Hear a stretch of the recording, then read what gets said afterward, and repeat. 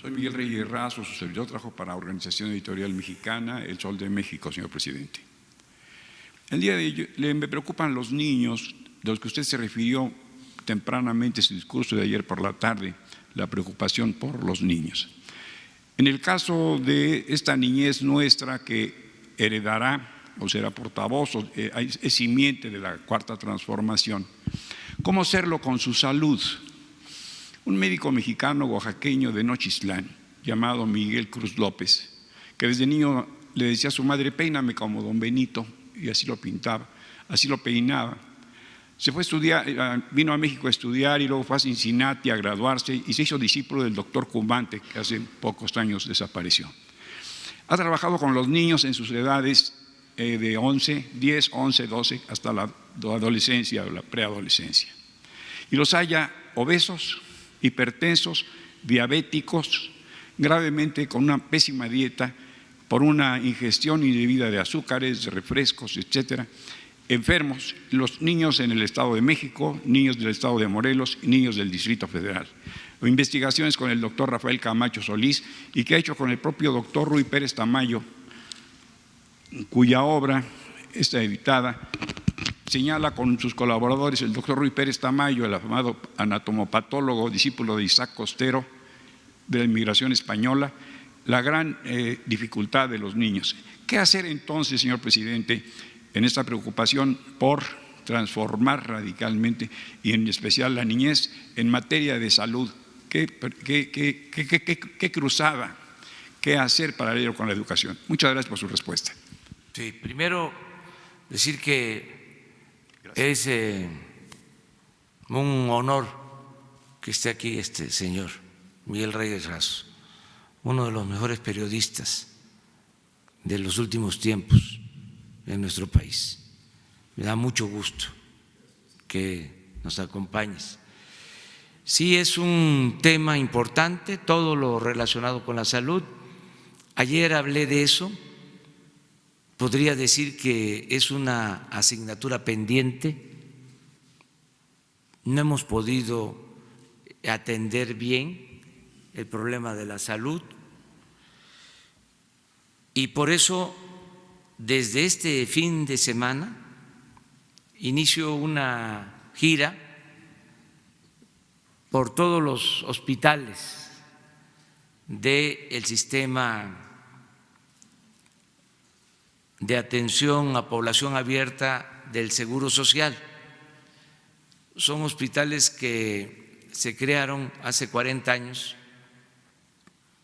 del programa IMSS-Coplamar, que fueron cambiando de nombre, y de esos hospitales dependen, que es un segundo nivel de atención, dependen alrededor de 3.500 unidades médicas que están ubicadas en las comunidades más pobres, marginadas del país.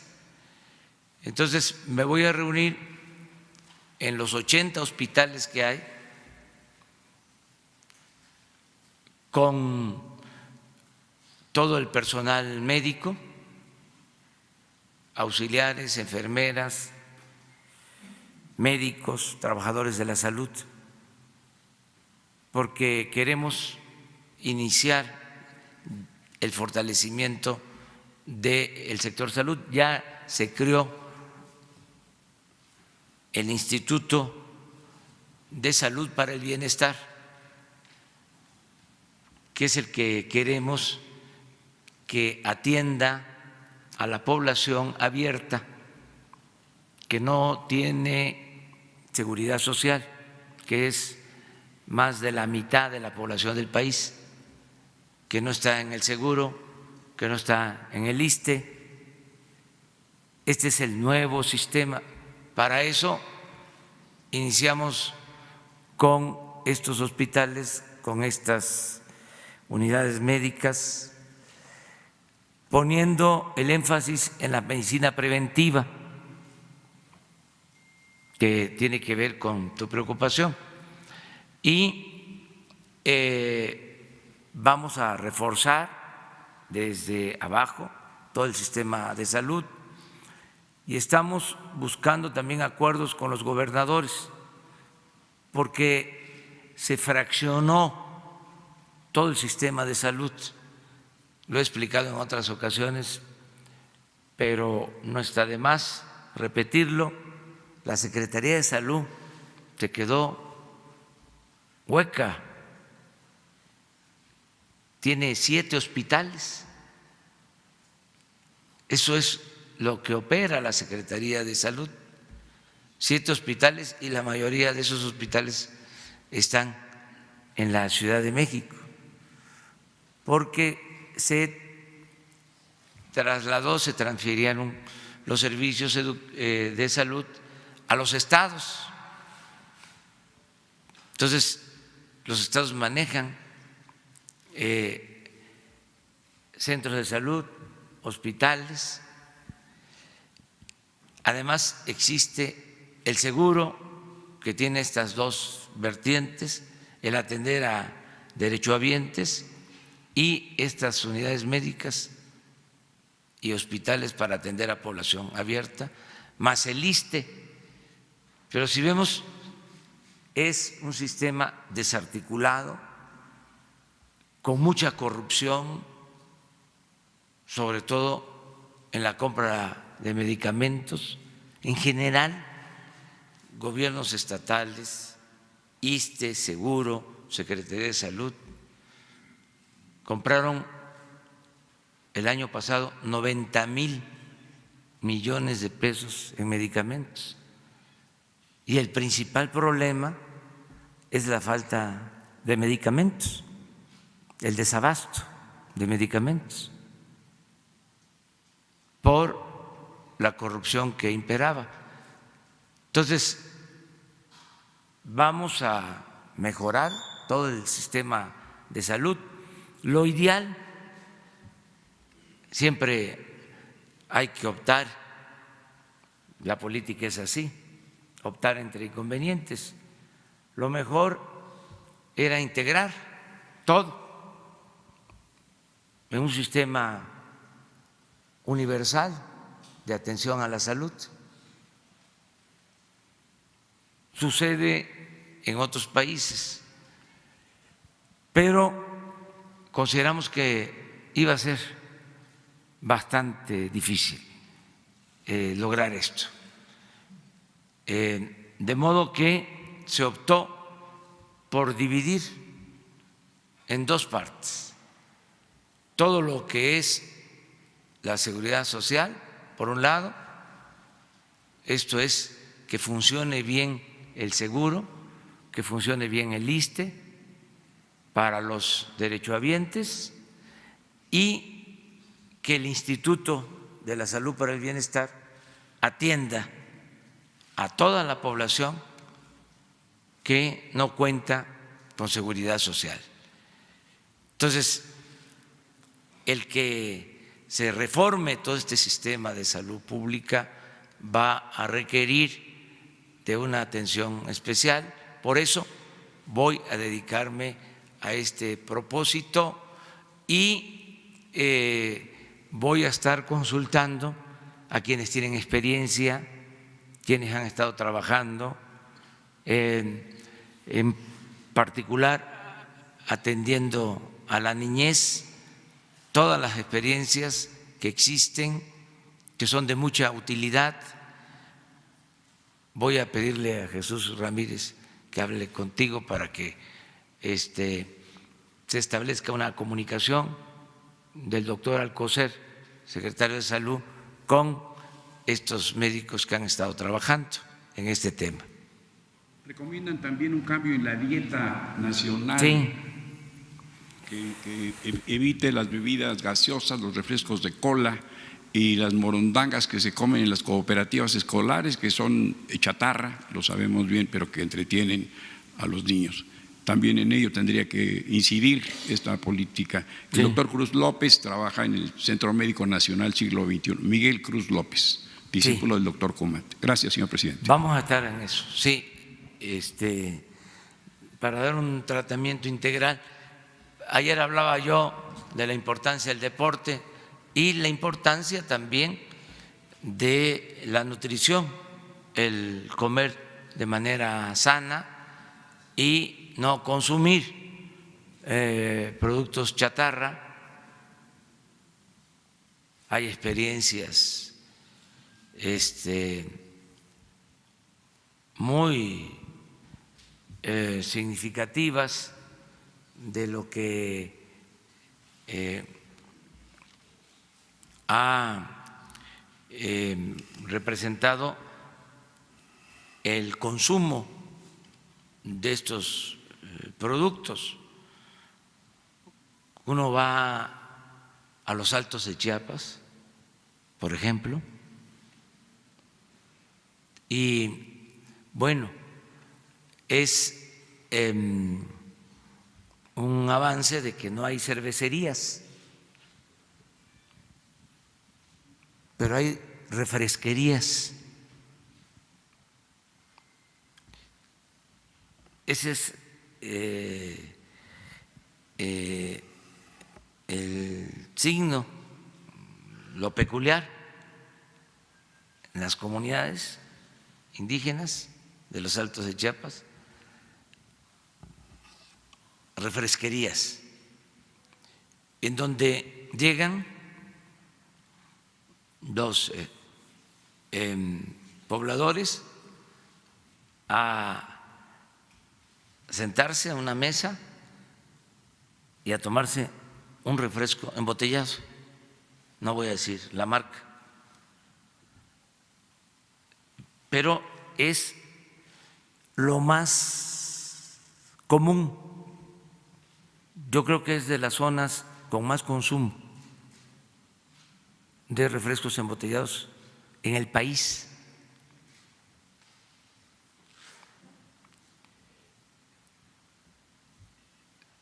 Todo se mide por rejas de refrescos embotellados.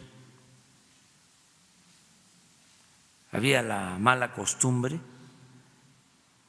de que se hacía un acto de los partidos y para que asistieran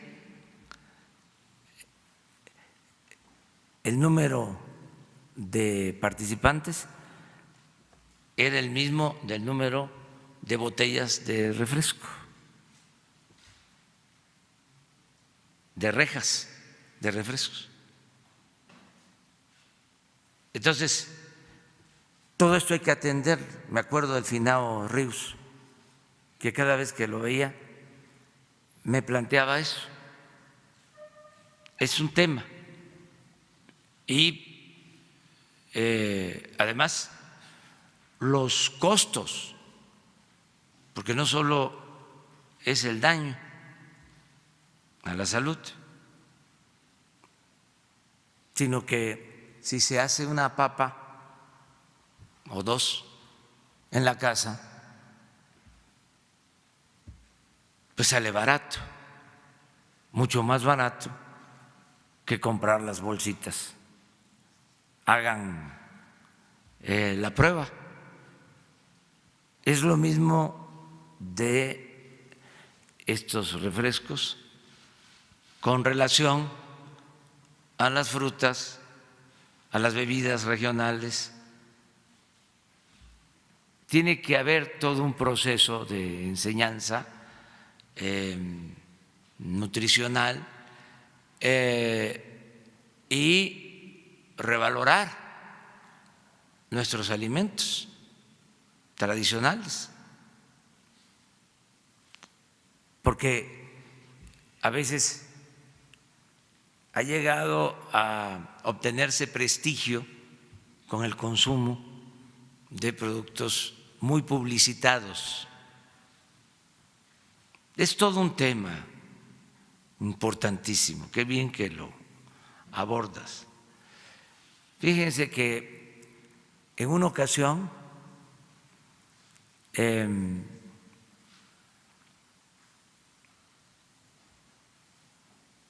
leí un libro de Héctor Aguilar Camín, que ahora está muy crítico, es un buen escritor, un buen historiador, que se llama, el libro es una novela, Morir en el Golfo.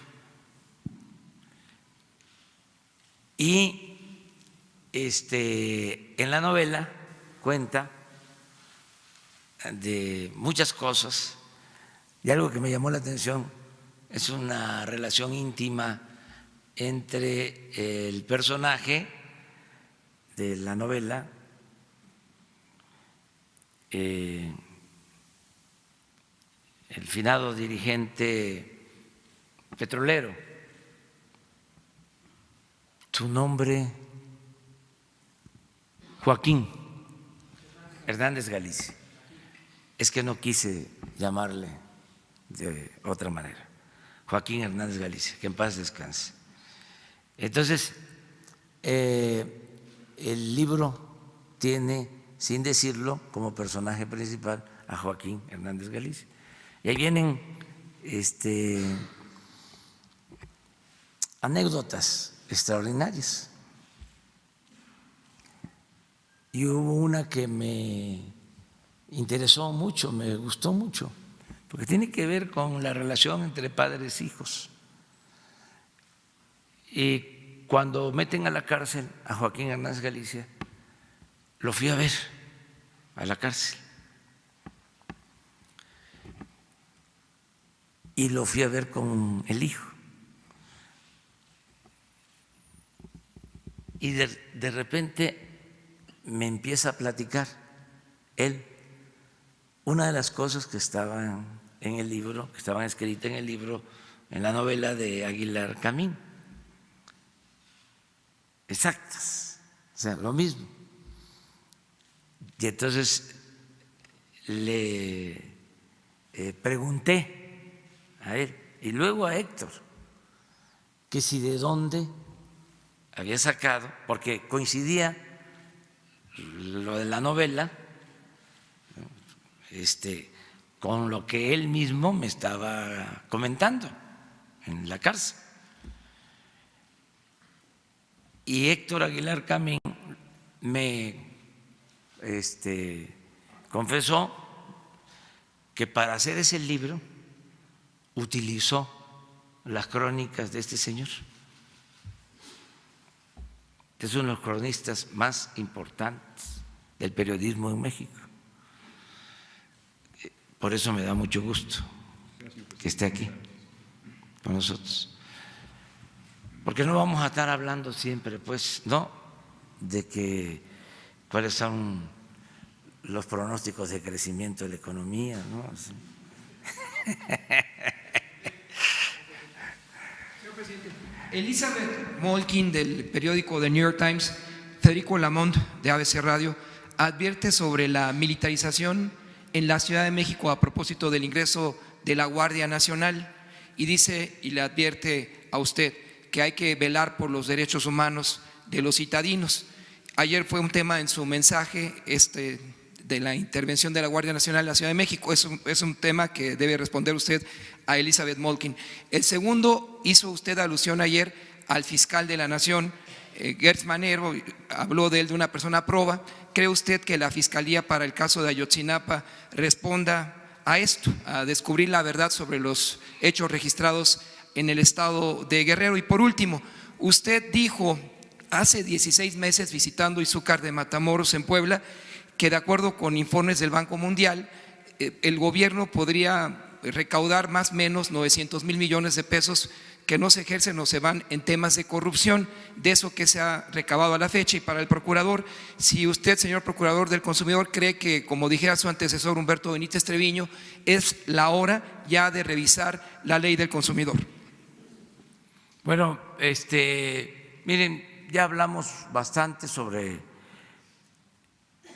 el compromiso que se hace para que la Guardia Nacional respete los derechos humanos. Es un tema que ya abordamos, nadie debe preocuparse por eso, es lo que puedo comentar. Sobre la corrupción, sí deja mucho dinero el combate a la corrupción. Por eso la corrupción hay que combatirla por razones de índole moral, pero también porque es mucho lo que se libera para el desarrollo. Todo lo que se va por el caño de la corrupción se puede utilizar para el desarrollo del país, que es lo que estamos haciendo. Ayer hablé sobre el ahorro por no permitir el huachicol y en cifras generales nos vamos a ahorrar, si seguimos como vamos, alrededor de 50,000 millones de pesos. Pero imagínense, y podemos hacer la cuenta de cuánto nos vamos a ahorrar al cancelar las condonaciones en el pago de impuesto para las grandes corporaciones. Son ahorros del orden de 100,000 millones de pesos, por lo bajo. Y eso dependía del presidente. Yo estoy pensando que en el presupuesto del año próximo, sobre todo en la ley de ingresos, ya se anule esa facultad del presidente para condonar impuestos. Pero ahí les estoy hablando de dos acciones y son 150,000 millones de pesos. Ayer di a conocer que en compras de gobierno hasta ahora han habido ahorros por 113,000 millones de pesos. Entonces, si le seguimos sumando, sí es bastante lo que se ahorra y esto permite pues que no se tengan que aumentar los impuestos, que no haya impuestos nuevos, que no se endeude al país, porque todos estos fondos permiten financiar el gasto del gobierno. Eso es lo que debe de entenderse también del porqué del combate a la corrupción, que repito, no solo es que tenemos que actuar con honestidad, es que es mucho lo que cuando hay corrupción se fuga o va a parar a unas cuantas manos. Además, nada ha dañado más a México que la corrupción. Es la causa principal de la desigualdad social y de la desigualdad económica, la corrupción. En una ocasión hablamos de cómo nos enseñaban en la escuela, en la Facultad de Ciencias Políticas, que se acumulaba el capital, porque el burgués, el dueño de los medios de producción, explotaba al trabajador y